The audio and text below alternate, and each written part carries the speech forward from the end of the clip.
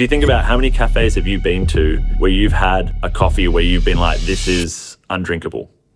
Everybody's had that experience, and this could be honestly a replacement for that undrinkable coffee in a lot of situations. Hey guys, I'm Hugh from Honor Coffee in Sydney, Australia, and I want to talk about how to make coffee easier. Why does instant coffee have such a bad reputation? You know, once people get a feeling about something, it's pretty hard to change it. Because I've got here in front of me Nescafe Blend 43. If they use the same process with a really great coffee, would this taste good? It's very possible. I'm sure they could produce an extraordinary product if they wanted to. I think instant, there's a huge ceiling where we're only just scratching the surface of what it can be. All right, welcome back, guys. I'm Rowan Cook. I make coffee on the internet. And I'm Ben Bicknell. I judge people who make coffee, but only at competitions. And together we are It's Just Coffee, the podcast for people who know it's never just coffee.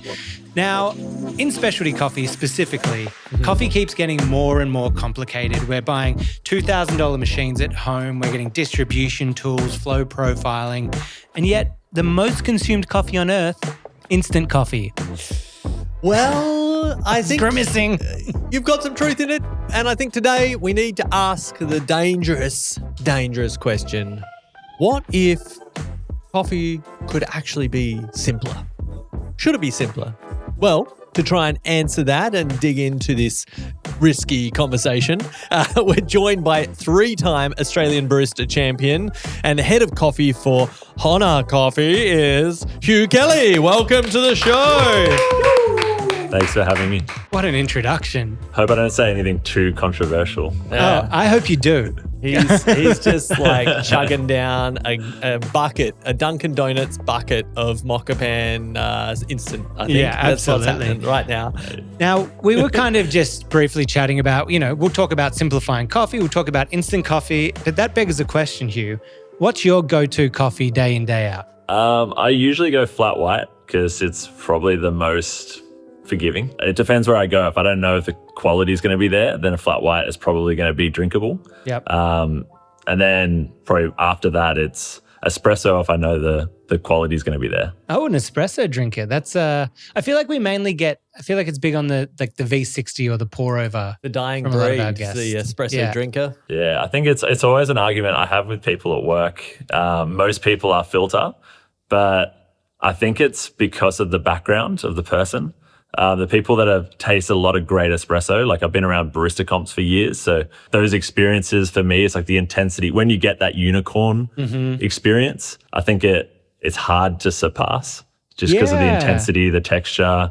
I think I'd agree with that. It's a lot rarer. It's really actually quite hard. Even though we have so much good coffee around, it's really hard to find an incredible espresso that really knocks your socks off when you go out there. But you're right. Like I think the intensity of it, when it is right, it's kind of like that, very special moment. Sings. Yeah, it sings. It's kind of like Formula One car on a racetrack sort of thing. It'll get around there really fast if it doesn't crash. But then, you put a Corolla on there and you get around the racetrack, you're probably not as excited. It's But it also might not crash. Is that basically is Corolla the filter of the coffee world? Yeah. Anyone who likes filters, basically a Corolla driver. Like, And Hugh's just over danger, here baby. banging in the F1. This is, barista champion compared to not Brewers Cup champion, showing his bias here. I'm going to get a heap of backlash for this now.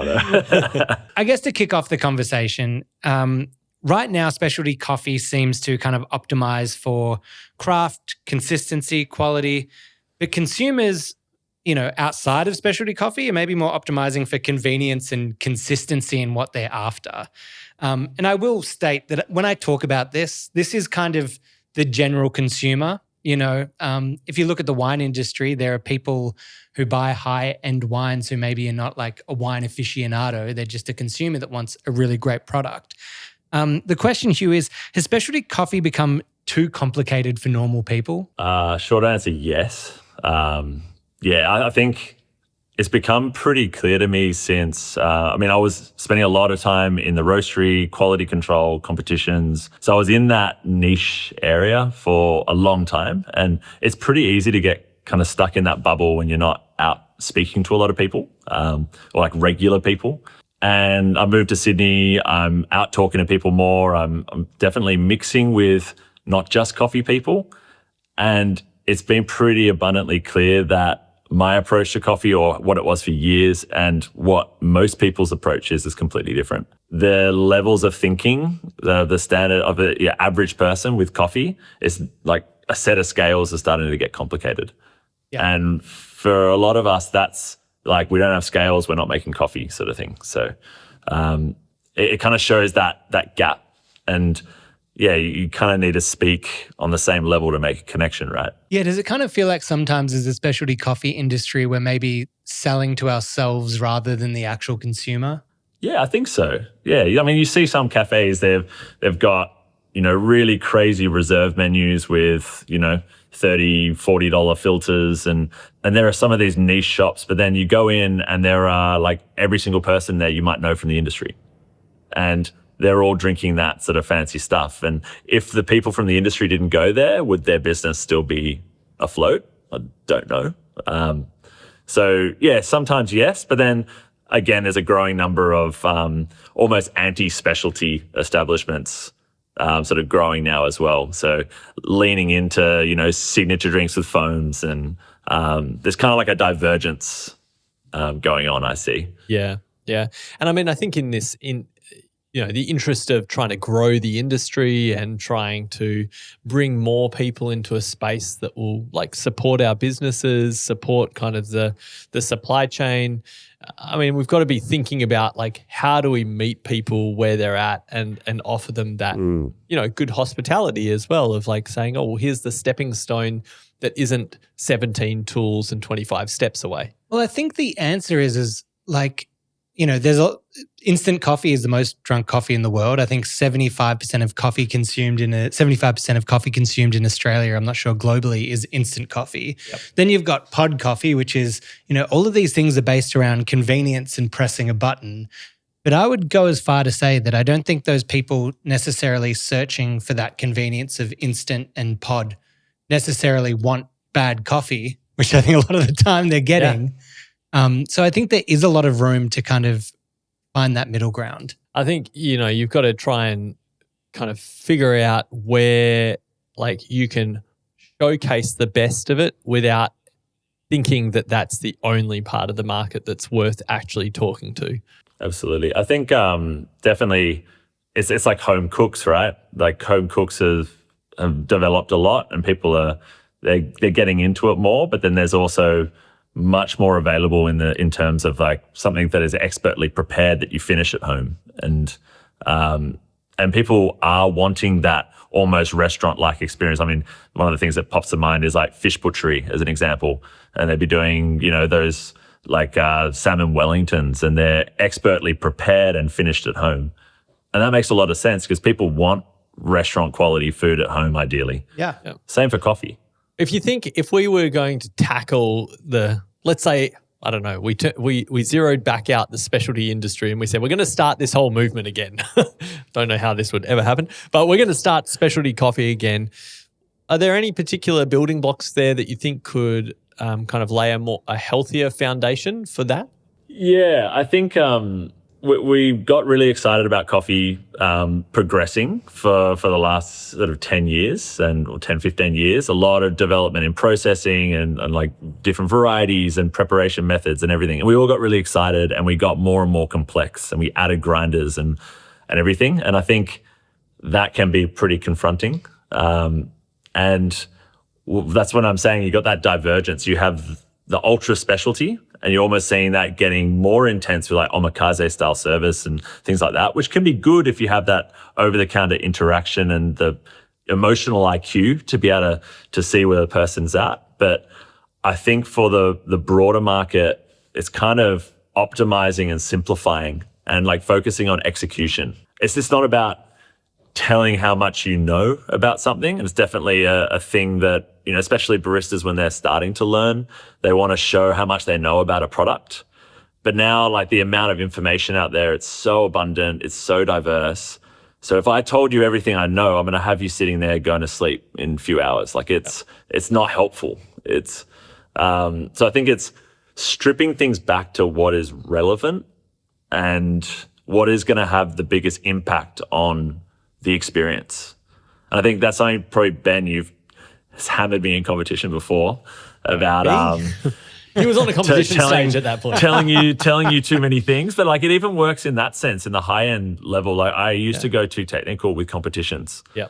And what I was speaking about, it was almost more of an ego thing in a way, trying to teach more than is necessary, rather than just thinking about how is that going to land with you, and how is that going to improve your experience. And I think the more people think like that and apply that to Café, the less they're going to do, but the more intentional they're going to be. I think it's a pretty natural thing, right? Like you get into a topic, you start doing a deep dive and you learn stuff. And so it's natural, if you're excited about it, you want to share what you've learned. Unfortunately, that ends up being the equivalent of like, your relative who goes on holidays somewhere and wants to sit you down for a 3-hour slideshow afterwards to show you everything that they experienced. It's like no one coming into the cafe really wants like a full deep dive into the thermal stability of the espresso machine that you've got and how you can do pressure profiling. Yeah. It's nice that you're excited about that. But as you're saying, Hugh, like what's relevant for them? Like what's going to change the experience? What do they want to know? And, in the early days of specialty and still in some regions around the world that our listeners are in where the market is emerging, talking about the equipment and the technique and the complexity of it, like that conversation adds some kind of credibility or some depth to a beverage preparation that maybe historically was what we're now talking about going back to is like soluble or pre-prepared things. But if you're trying to shift and add value, it's like, well, here's the complexity of what we're doing behind the scenes. And people are like, whoa, that's like your pressure profiling, your espresso shot. You've distributed to how many tenths of a gram? This is incredible. But I think now we need to like read the room and come back to, okay, cool. Like people know coffee's got some stuff to it, but maybe there's a better conversation that can add value. Yeah, and it feels like we need to make it accessible and for people to, more than ever now, to be able to step in and get excited by specialty coffee. But we've talked about a lot of the pitfalls, but what is the solution here? How do we simplify the experience while still offering a great specialty level experience? Sorry, offering. Simplifying the experience. I reckon often it's around simplifying the preparation. I mean, if it's about having that specialty experience at home, definitely simplifying and like reducing the friction that basically, the friction is things like, buying an expensive machine or getting a set of scales, or it's removing the friction so that people will get excited about pursuing something. And I mean, that's like with any habit, you want to make specialty habit and you want people to drink more of it and to engage with it. So remove as many of those barriers as possible. And that's not through complexity. You make something complex, is that going to become a habitual thing that you're going to want to do over and over again? Probably not. So that's where, I definitely think something like instant, these pre-batching ideas, like there's a lot of exciting stuff that we can explore here. Today's episode is sponsored by our friends over at Marco Beverage Systems. I tell you what, baristas get slammed behind the bar day in, day out. I think they're the unsung heroes of the industry. And Marco is quietly trying to remove some of their daily slog. The Milk Pal is built for busy bars. You simply press a button, you got hot milk, hot foam, cold foam, textured to perfection. It's definitely a lot of options. They can do dairy and oat milk as well, whatever you're working with. You just press the button, select the exact texture and the volume. And then, because you can select the volume, you're not tipping out milk down the sink, wasting money, and baristas aren't glued to the steam wand all day. If it sounds like the Milk Pal could help you, go visit marcobeveragesystems.com and learn a little bit more. Yeah, what are the interesting ones you're kind of excited about in that? Because like RTD drinks are becoming huge as well. Pre-batched espresso, we've been seeing Chris Mabry out at Beta, and we've been seeing Kirk doing like pre-batched in their store, like pulling pre-batched espresso shots. Specialty instant, we're seeing kind of start to take over a lot of the specialty places. What are the ones that kind of excite you? Yeah, well, I mean, like pre-batching definitely has its place for sure. I think it's a really great way to add value. Like what Ben was saying, you're wanting to add value to the consumer. So it works if applied correctly and you're freeing that, mental energy or mental space to be able to improve hospitality or improve efficiency if like the speed of the product is your bottleneck. I think that can make, the bulk of your, standard house blend coffees, do their job and allow you to do more. So is it adding new products to the list? Is it being faster? Is it, there is a lot we can get out of that. But then from the home perspective, we do need something a little bit more stable. And I think instant has huge potential there because, you extract an espresso and great for 1, maybe 2 days, but it will deteriorate pretty fast unless there's a scientific way that we can play around with, fines and whatever, but, let people play with that. But I think instant, there's a huge ceiling and I think it can, where we're only just scratching the surface of what it can be. It's going to be pretty interesting. You talk about instant coffee and everyone's probably got something in their head, but about what that tastes like. Maybe it's very obvious. Why does instant coffee have such a bad reputation? Why do you think it has such a bad reputation to you? Supermarkets, cheap, obscured provenance coffees put into it, roasted however it's roasted. I'm thinking like acrid in the jar, my grandmother, all those sort of associations. We're thinking with the past and low quality. Yep. And, once people get a feeling about something, it's pretty hard to change it. That can stick and it has to be a bit of an aha moment. And that connection has to be made for the person. They're very unlikely to go out and seek something if they've already got a negative opinion on it. Yeah. So it's a hard one to overcome. Question, does it come down to what is the balance, do you think, of the process versus the quality of coffee? Because I've got here in front of me Nescafe Blend 43. Iconic. One of the most iconic instant coffees 3 in the stirs world. Counterclockwise. Oh, there you go. That's how you have to brew it, people. But my assumption is that they use very low quality, cheap coffee to make this, is my assumption. But their process, are they optimizing to get as much out of it to make as much money as possible and get all the crap tasting things out of the coffee as well? Or if they use the same process with a really great coffee, would this taste good? Yeah, absolutely. So obviously huge company, multinational, they've got their systems, they're squeezing profit definitely. And that's their focus, is feed the masses. And then they're doing things to the coffee, like the coffee selection is obviously going to be economically viable. The way they're roasting it is going to obscure some of its provenance because, that may be a positive for certain choices of green coffee. Roasting it a little bit more might close down some of its negative characteristics. So that's a choice. And then they might be brewing it to extract a huge amount more product or end product out of the bean. So I've heard somewhere up around 80% is what some of these companies are actually extracting out of these coffees through sort of scientific processes and fancy equipment. For context, how much are we extracting when we make like an espresso? It's pretty close to 20%. Yeah, so, right. So 20%. Quadruple extraction. And is my assumption correct that we obviously, I think with espresso, there's probably ways that we could get more positive characteristics out of it than what we are. But one of the things that we only get 20 is because there's a lot of negative characteristics, right? So I'm assuming if you're pulling out 80, you're pulling out some negative stuff in there too. Yeah, possibly. When we taste it, yes, definitely. But I think it's about kind of what's the goal, right? They've got a pretty clearly defined goal of that product. It's to be economically viable, to feed the masses, to do its job. They're probably going to put sugar in it. There's a whole lot of aspects that they've considered. They're making, Nestle, I'm sure, have crazy ability to innovate and unbelievable technology and access. I'm sure they could produce an extraordinary product if they wanted to. They'd have whole labs worth of tasters and everything.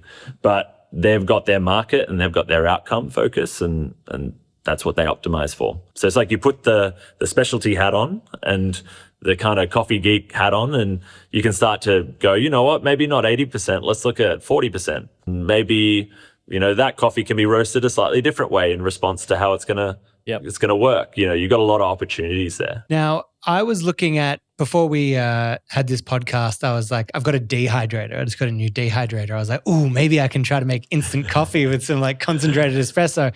I very quickly learned that no, that is not going to be possible, or it is possible. It'll just taste horrible. Can you briefly, in just like 30 seconds, explain to people how instant coffee is made? Yeah, absolutely. So you're brewing it first. So there's a lot of different ways to do that. There's fancy machines with spinning columns that heat it up and whatever, or you could do it as espresso or filter or whatever. Then that goes into a freeze dryer. So it's reducing the pressure, allowing it to boil at a lower temperature. And basically you're releasing the water content. And that's basically removing that to a powder. So you're basically getting your cup of coffee and you're removing all the water from it. And obviously it's doing it in a way like when I dehydrate it, the problem there is that it's just over too long of a period and it's like cooking out all the volatiles and flavor and everything, right? And it's room temperature as well. So the freeze dryer is like freezing the product essentially. So as we know, we like pre-batched coffee. If we keep it at room temperature too long, it degrades really fast, but you chill it quickly and it's going to be a lot better. So same thing with coffee. It's kind of interesting. So in terms of how specialty could enter this space, it has been going on. Well, like specialty instant coffee is definitely out there.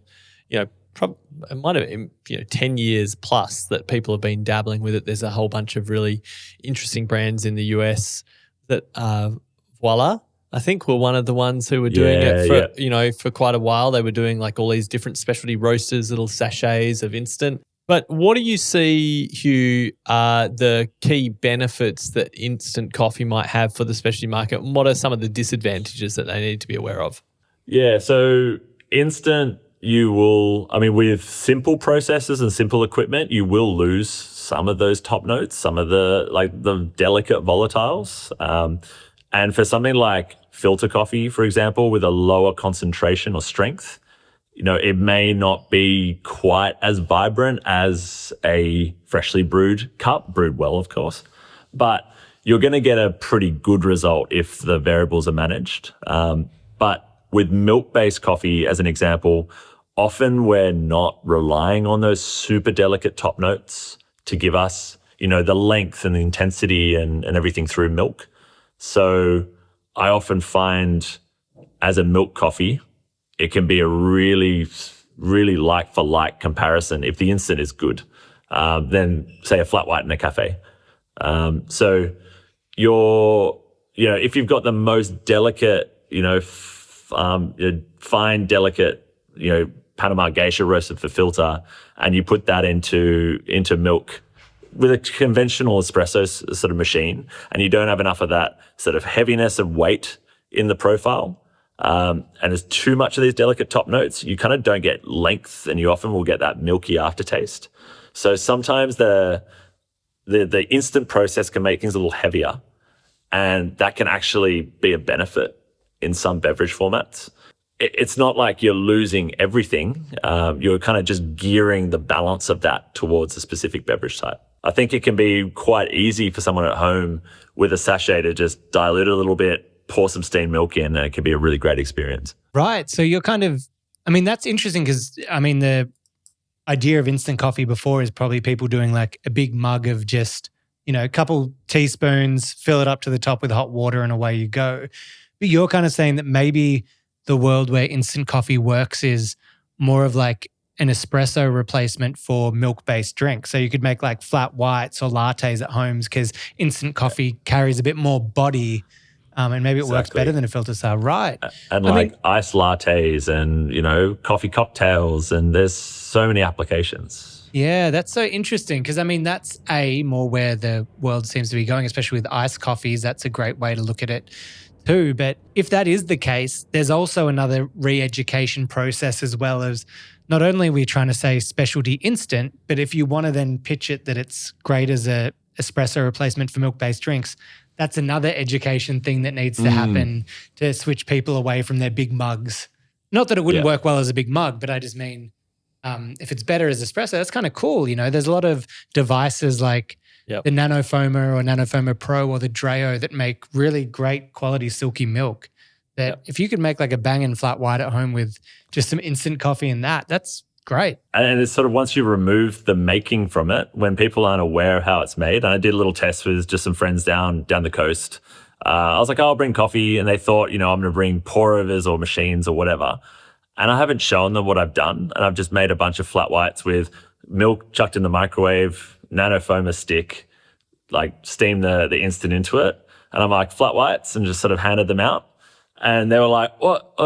It was sort of like they couldn't quite compute. They're like, wait, which machine did that? And because I'd removed the context. So they were like, whoa, I need this. And it was quite eye-opening. And obviously, like, I can't give that experience, or people can't give that experience to everyone, but it does show the potential of the impact it can have. Just for context, and for the listeners, after this in the coffee break, Ben and I'm going to put Ben's sensory skills to an absolute test. We've bought specialty instant from across Melbourne. We've got some of Nescafe. We've got a pour over as well. We're going to do a blind tasting and kind of see where our experience sets. So there's that. But I also wanted to ask, just so people can get a vague context at home, because I know you're going to be honest with us here with how it is. Where on like a scale of 1 to 10 are we putting like a well-made pour over, a badly made pour over, and specialty instant coffee, let's say, from your roastery? Obviously a well-made pour over is pretty close to that 9 or 10 out of 10, right? It's that's your yardstick. And I think a poorly made pour over can easily be a 4 or 5. Think about how acrid and astringent and bitter it could be. Like, it's pretty low bar. And I think instant sitting pretty well in between threads the needle there, I reckon. Interesting. I'm going to be keen to taste these afterwards. Jack Simpson just won the World Barista Championships, technically making him the best barista in the world. But I have a question for you. He used Riverina Fresh milk. He flew it from Melbourne to Milan. Does that make Riverina Fresh the best milk in the world? I'm not quite sure. You heard it here first. Riverina Fresh is the best milk in the world. Well, look, it certainly received some great scores from the judges. And thanks to the team at Riverina, who are kind sponsors of the podcast, they have arranged a sweet deal. In Australia, you can get a free trial delivered to your cafe right now and serve up the same milk as the World Barista Champion. Just visit riverinafresh.com.au and sign up for your free trial. That's riverinafresh.com.au. Honestly, like this trend has kind of been coming out over the past years. I've drunk a little bit of it, and I've had like mixed results, but generally the quality hasn't been great. It has been consistent. Yeah. And I guess there's definitely that in terms of a product category, huge selling point is that consistency. I mean, that's the convenience and consistency are the key things. But they've kind of lost so much of any of the acidity that's in there and often kind of detailed notes. And I kind of worry about how much we get suckered down this like, well, it's a cool, look at us, like disrupting the system and doing specialty instant. It's definitely one. Like, I've tasted specialty instants out there that have not tasted much different to the supermarket stuff. Like it depends. Like, it's like with any coffee, right? You can get,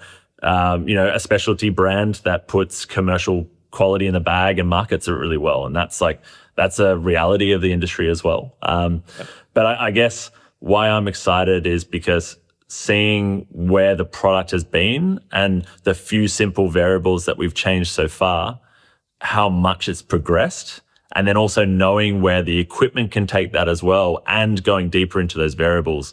Like, we've just started. Yeah. That's the exciting part. So theoretically and chemically, with the right equipment, you can retain as much volatile aroma intensity as a fresh brewed coffee. Yeah, right. And then when you think about the efficiencies you gain, the consistency you gain, it feels like it's something worth pursuing.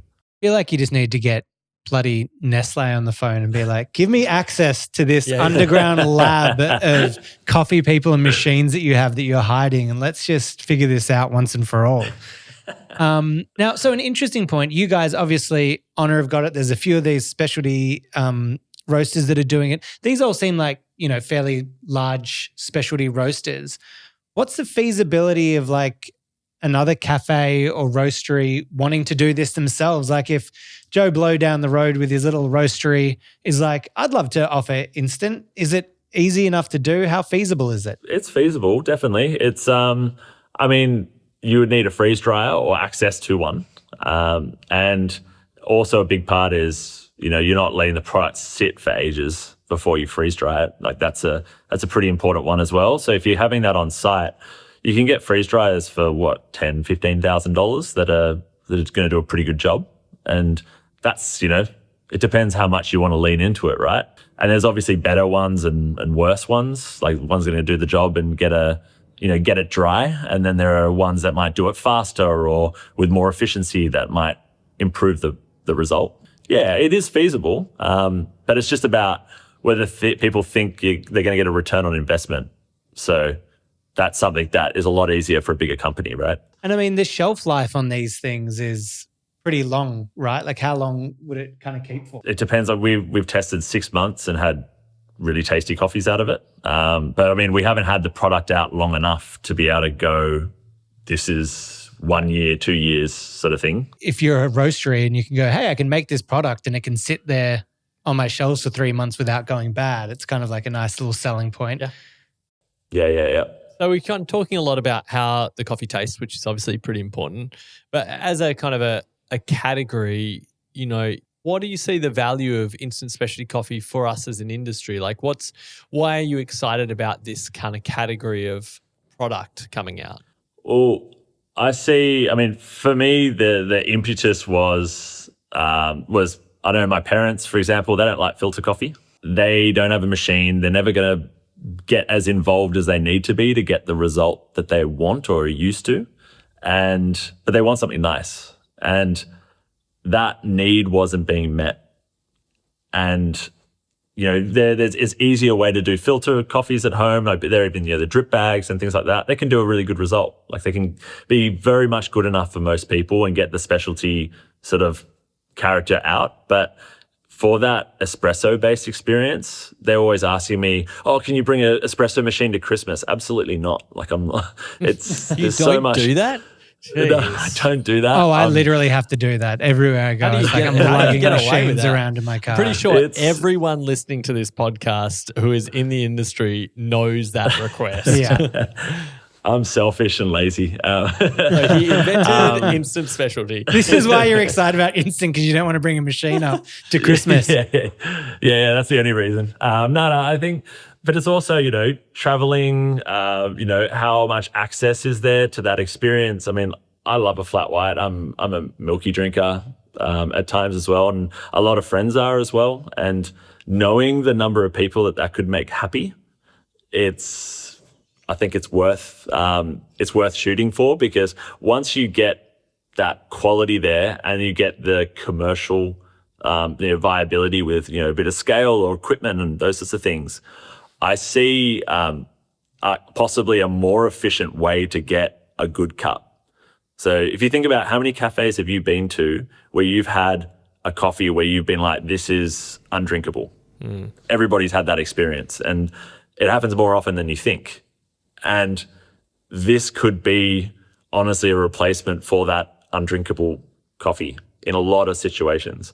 And then it solves a lot of commercial problems that we have in the industry as well. So when we're thinking about coffee on a commercial scale, we're all trying to do this in specialty shops, and everybody's struggling to make money because we're only getting X amount of the product. The staff cost this much. All the details that you need to run a business now really it's not sustainable, like for most people. And everybody's trying to squeeze that extra little bit of profit or efficiency out of things everywhere. And really, we've got an oversaturation of cafes. It's sort of the reality of things. And that's why people are struggling so much out there. And I've talked to a lot of these people, and it's like, I'm not saying use instant to replace all the cafes, but I am saying use instant to give you a good enough result to replace the ones that don't care. That's going to be a healthier thing for the industry, and people are going to be able to get consistency and a good enough product, and it's going to make them happy. I think that's a pretty worthy pursuit. So you're saying literally like in the cafe, rather than having an espresso machine, just be like dishing out the instant coffee shots with milk and go for broke?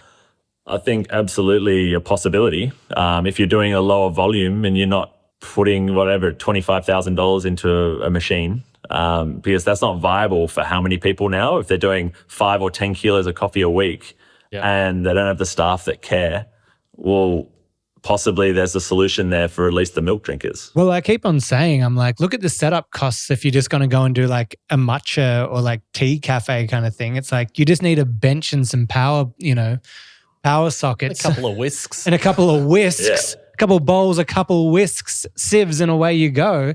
So there's something really interesting in that. Would you assume that it would be like, would you buy the instant and then like dilute it into like one of the systems that dispenses it? How would you say it kind of like playing out? Yeah, I mean, there's different ways. It depends on obviously how busy you are, but I don't see why it couldn't be in a dosed out container that drops a certain quantity of it in and mixes a bit of water with it and spits it out. Like it's very conceivable. I'm not an engineer, but I don't think that'd be that hard for some of the whizzes out there. We can put a man on the moon. Yeah, we can put instant coffee in a tube.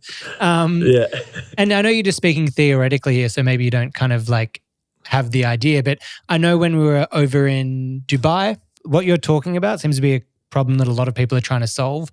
One of the ones that we saw over there a lot was a cold brew concentrate that's concentrated to the TDS level of like espresso. So it's a cold brew, but it's coming out. What do you think? Have you tried those? Do you think there's more advantages to the instant coffee versus that kind of cold brew method? I haven't explored sort of concentrates as much as I'd like. My experience with them has been if they're brewed cold, you don't wake up the flavor in the coffee. It doesn't have any of the top notes, doesn't have any of the vibrancy. Yeah. One reason why we might, like if we're making cold brew, we always do a hot bloom to open up the coffee. So if they're brewed that way, it's usually just base notes and you don't have any balance. And I don't consider that a specialty beverage. When it's brewed hot, if you open it, how long's the shelf life? How stable is it? It varies. So I'm not saying that it's not possible to get a really great result out of a concentrate, but I haven't tasted it yet. Well, Hugh, I'd love you to. I released a video as part of IJC. It's Just Coffee last year for Christmas where I made a Christmas cold brew. And I started the video by saying most cold brew sucks. But we've made a good one by adding orange and spices and doing all this. Can you please go into the comments and defend me against all the people being like, cold brew sucks? No, you absolutely suck.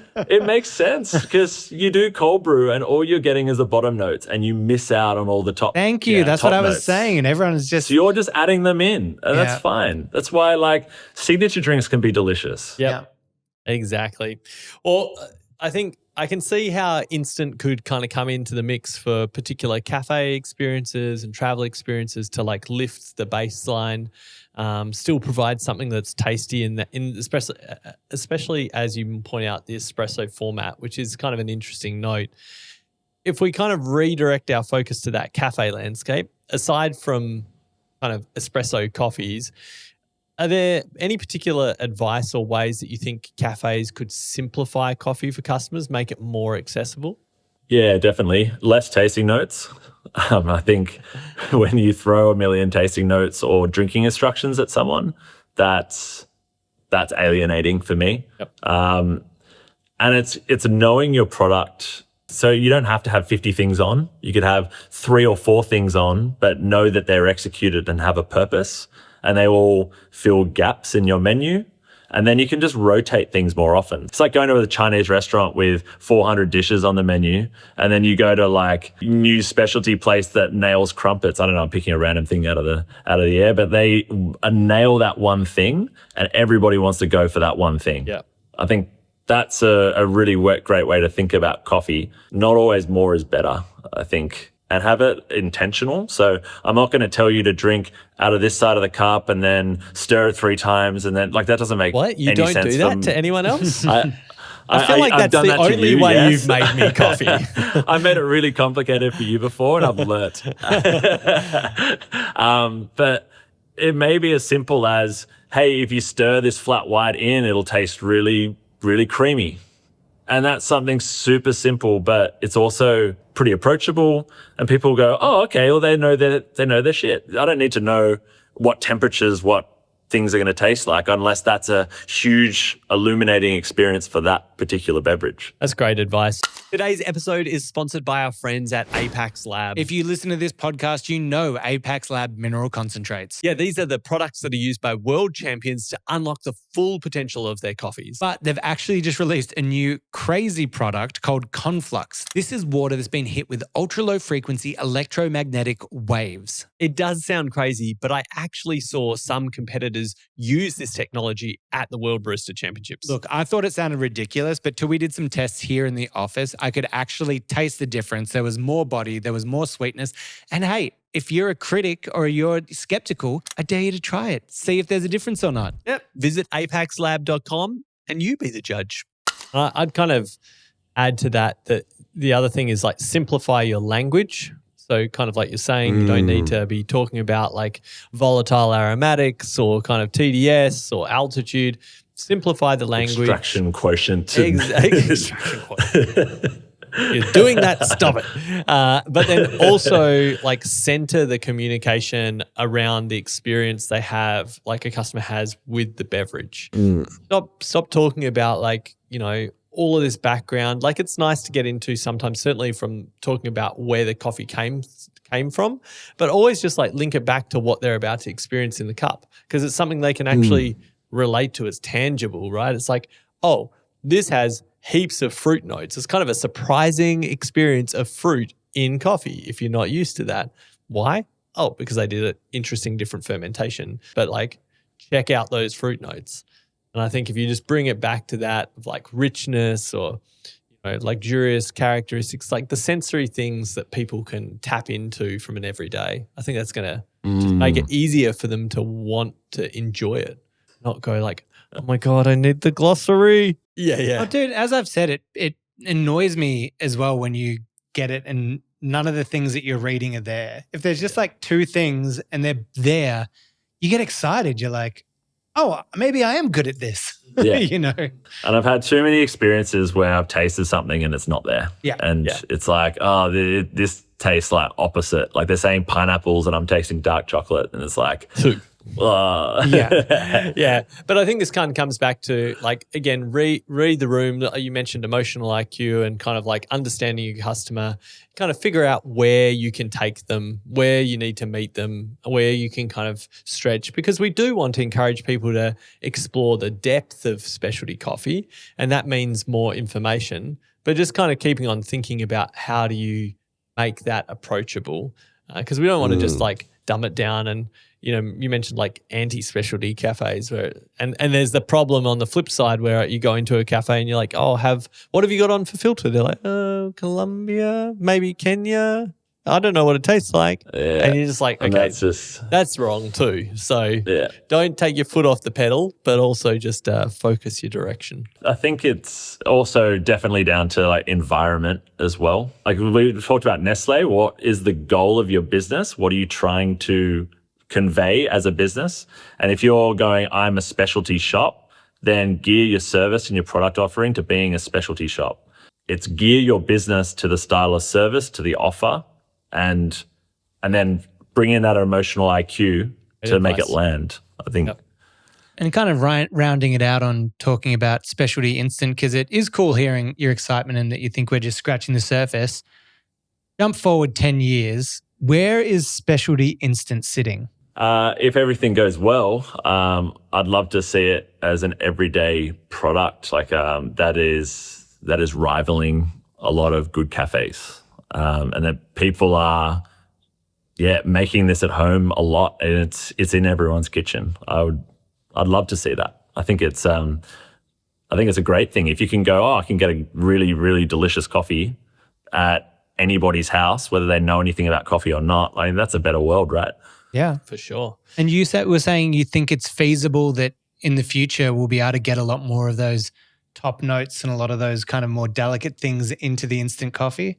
Yeah, for sure. The right equipment, the right understanding, it's then just applying it with, you can have the crazy technical knowledge on how to do coffee, but if you don't have a palate and intuition, that technical knowledge is pretty useless. But once that does connect with the right people, with the right palates and broader industry understanding, then you can see some pretty big steps forward, I reckon. The thing that excites me about this conversation, that vision for the future, is linked with some of the other chats we've been having with guests about value capture at origin.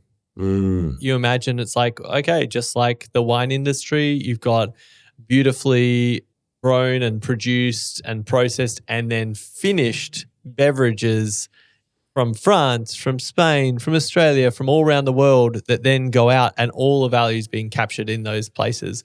Imagine Colombia, Brazil, Africa. Yep, everywhere having like little kind of amazing instant coffee batching setups, and suddenly you're getting like finished product on shelves, maximum value captured by the producing world. It's pretty cool. Yeah. Absolutely. Because as soon as people go, this is delicious, and I am tasting that pineapple note or whatever, and I think that's tasty, the more people will see coffee as an aspirational thing and a status thing. And that's going to filter through the top levels where it's like, this is that crazy best of Panama, number one lot, but it's captured in all of its quality, and I can achieve that at home. And I'm going to take it to my guests and serve it in a fancy cup, and they're going to have the full experience. Yeah. And I don't have to be a coffee nerd to do it. That's pretty cool. Yeah, that's one of the things that like excites me the most. I've always loved it with like, espresso machines and grinders where you can kind of like grind by weight, and it's got all the grinder and the machine is synced. I'm like, technically you could have the World Barista Champion send his coffee to another country, give the settings for the machine, and kind of pull like a similar result. Yep. This is like another cool thing. If you can like capture that magic in like a bag of instant and send it across the world. What was, not to get too political with it now, but what's the issue with this? Like when obviously going into the States, there's all the tariffs and issues with sending in those products. So that's where it becomes an issue at the moment, right? Yeah, if you were to kind of ship finished instant coffee. Yeah, versus green beans. Yeah, I mean, there's exemptions there at the moment and different things for the US in particular going on. I don't even know where it's at these days. It's hard keeping track. But I think, you would still probably have like a net positive outcome even with that, because like the tariffs on the finished product versus what producers are paid for green coffee is still would be peanuts. Well, we don't want to get too spicy down that path, but where we do want to get a little hot? Oh. We want to get a little hot with our extra hot take with 2 sugars. You have to stir the 2 sugars clockwise. Yeah, clockwise. Hugh. Oh, Hugh. That time when we ask our guests for a little spicy number, a little hot take, something that's been irking them recently, whether it's behind the bar or in the industry. Do you have something for us? I think it's I'm on the elaborate setups to make coffee at home, and without getting a good result. That irks me when I see 50 steps and there's a fundamental problem with the balance of something or the experience. And you see someone like cheapest machine and they're just bashing a bit of water on it and it can taste good.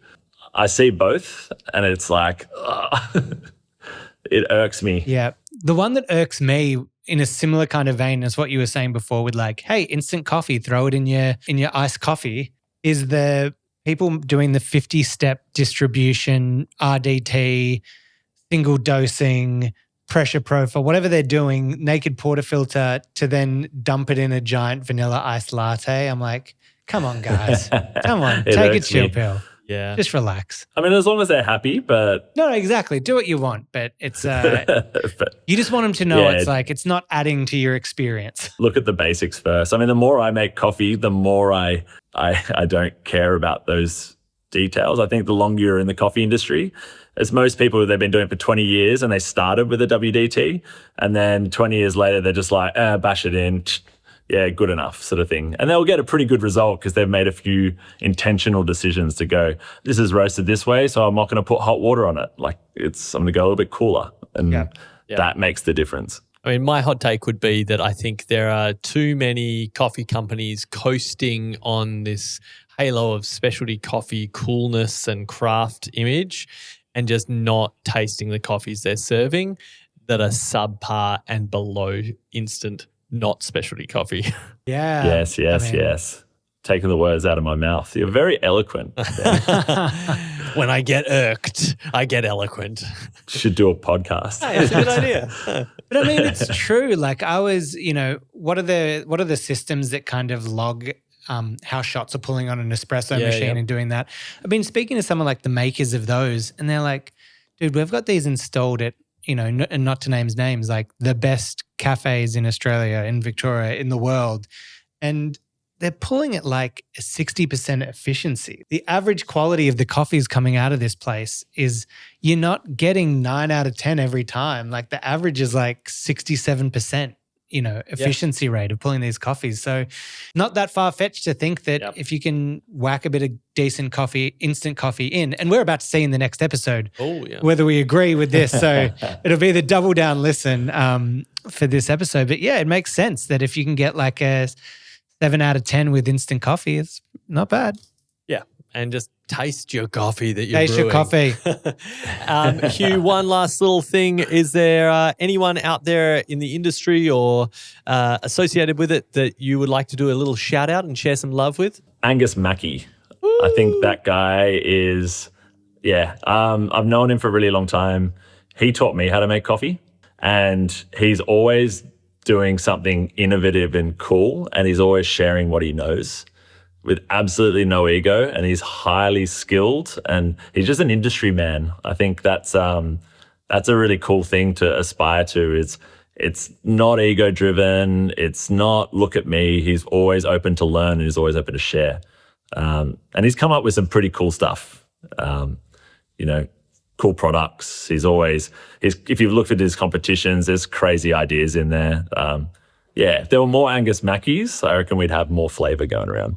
Ooh, hey, there you go. That. What a shout out. And what a great statement, because I feel like this industry sometimes there's too much ego or people trying to hold their little secrets that they think will elevate them or do whatever. But I've seen more success with those that let their ideas be shared, let them be evolved, and let them grow with the industry. So I completely agree with you on that. Big love to Angus.